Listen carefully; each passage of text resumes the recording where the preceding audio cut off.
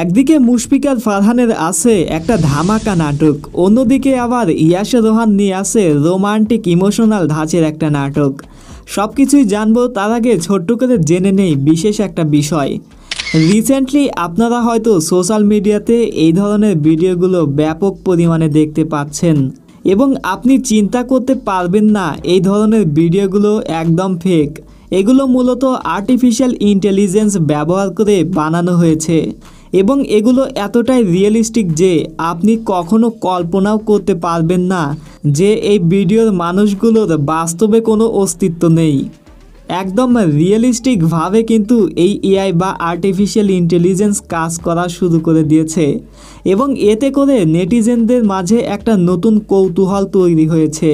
যেভাবে artificial intelligence বা AI নিজের খেলা দেখানো শুরু করেছে, এতে করে অনেকের ধারণা একদিন মানবজাতির ধ্বংসের কারণ হবে এই এআই বা আর্টিফিশিয়াল ইন্টেলিজেন্স। এতে করে আপনার মনে প্রশ্ন আসতেই পারে যে আমাদের বিপদ কোথায়।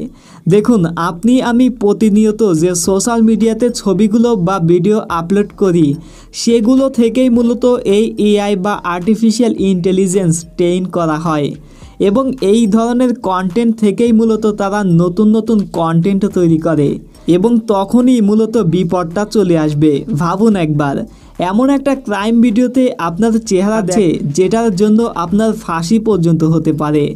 এমনকি সোশ্যাল মিডিয়াতে আপনার কোনো অশ্লীল ভিডিও ভাইরাল হলো, তখন বিষয়টা কেমন হবে একবার চিন্তা করে দেখুন।